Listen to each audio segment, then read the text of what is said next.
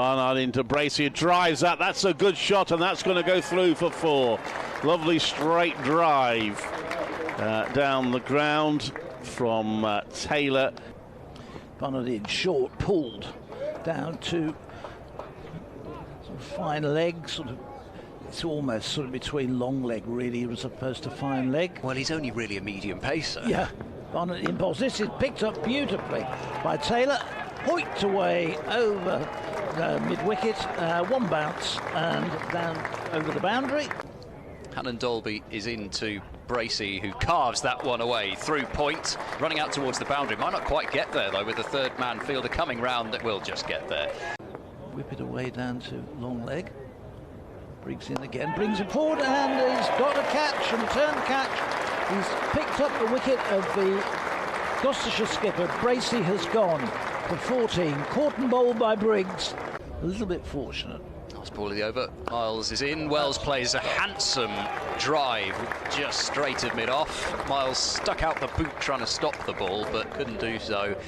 With his right leg on the ground, his left leg in the air.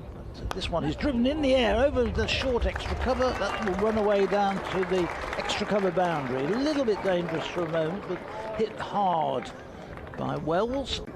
And anticipated they get a single.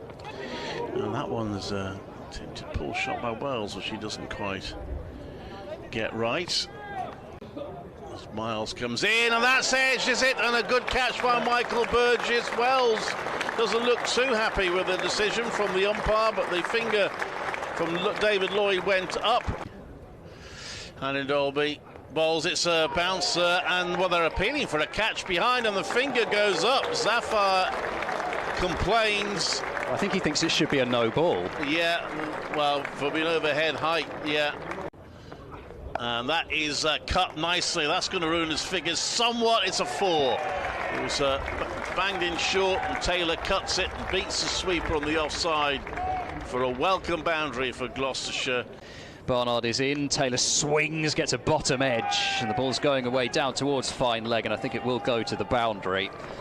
So I think, again, that shot sort of tells you that, I'm not sure if that was a knuckleball or back of the hand or something like that. There's a short ball this time, and it's come off, maybe gloved down towards fine third man.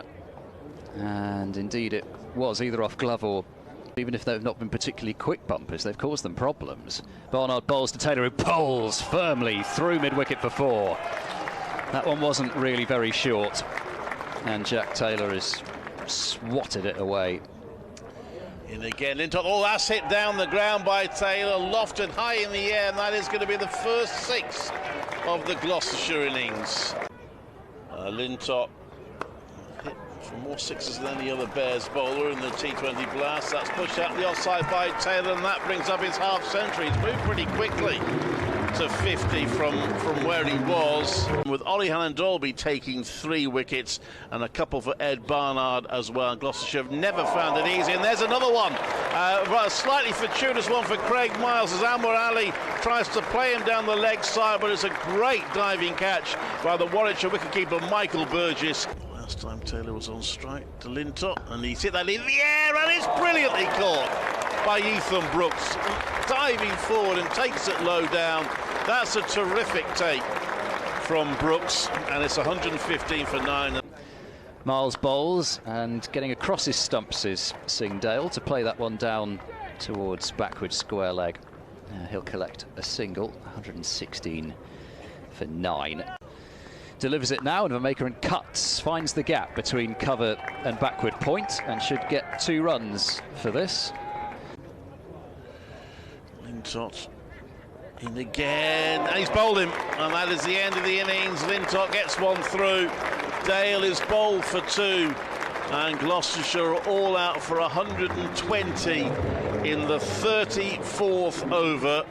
There were a little bit of a recovery after that from Gloucestershire, notably from Jack Taylor, who batted very well for 55, but wickets continue to fall at fairly regular intervals. Ollie Hannon Dolby taking 3 for 14 in his 8 overs. Price bowls a bouncer, it's pulled away by Barnard emphatically. 1 bounce, 2 bounces, maybe just a 3rd bounce before it goes over what is a long boundary over towards backward square leg. You've got everybody's attention. Yeah. And Maker and bowls to Barnard, who drives fiercely towards extra cover, and somehow I think the fielder has managed to get a hand on that. It still doesn't matter, it's gone for 4 over a sizable boundary. Maker and bowls, a top edge from Yates, goes right where a short fine leg would be fielding. It lands rather satisfyingly on the 30-yard. I think that's right to within the decimal point as Barnard decides to give him the charge and plays a straight swat wide of mid-on. They'll get a couple of runs here, but they'll have to hurry for the second run as Dent gets the throw away. Price in bowls and reverse sweep.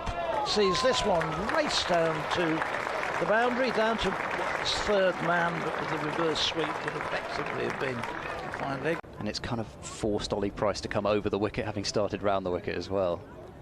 And tries another given, and just as we were saying, he tries another reverse sweep and misses, hits, and straight away he's given out LBW. I'm not sure actually, but you know, it's short ball and it's pulled away by Yates. Probably one of the balls that he's timed best actually in his innings so far. Went to Chris Dent. This next one is a full toss, which he swings away, one bounce over mid-wicket for 4. And Rhodes picked that one up. That was a freebie, really. Haven't got enough runs to be able to try and defend. And this is swept behind square on the second boundary of the over for the Warwickshire captain. Picked that up beautifully and swept it away down to the backward square leg. And again, this one is launched hard and high and over the boundary, and that's being kind, you'd say. Van Meerken into Bolton, drives at that. That's a good shot. That's got through the circle, and Rob Yates gets his first boundary. And Warwickshire beginning to step on the gas a little bit. Oh, that's a short, and Yates pulls it down well, and we'll get a single. More like leg slip. This one is lifted hard and high and into the Hollis stand. Will Rhodes picked that one up beautifully off his pads. 2 Yates on 18, and oh, he's bowled him. He's got it right through. Yates plays down the wrong line, and Tom Price has a wicket. Gloucestershire got a second. Warwickshire still have a little bit to do. Will Rhodes, the Warwickshire captain, has come out with intent to play some shots. He's on 24, and Michael Burgess just hit a reverse sweep to the boundary. You say that, but of course Kent's net run rate. So that's played to back a square leg for a single. So yeah, I mean, you failed to qualify, didn't you, with 10 points last season? It comes in Price. It's a bouncer, it's a slowish bouncer, which Burgess plays over. Down to long leg for a single. I did ask him about it actually. I think it's probably slog sweeps. He goes over mid-wicket, and that has gone several rows back into the stand. What a way to bring up the 100 for Warwickshire. Blowing very keenly in the breeze. That's going down the leg side. Probably would have been a wide if it had been left, but Rose pulled at it, but didn't quite get it angled enough to beat the fielder on the long leg boundary, so he just has to settle for a single. Both these two trying to make sure that they are there at the end. Burgess goes for a huge shot over long on. That's going to scatter them in the crowd, is it? Just hits actually the front row, just off the... And Buren again bowls, and he's gone for the big shot there, Burgess, and he'll finish it off with a 6 straight down the ground over long on. His second 6 of the over, and Warwickshire have won by 8 wickets.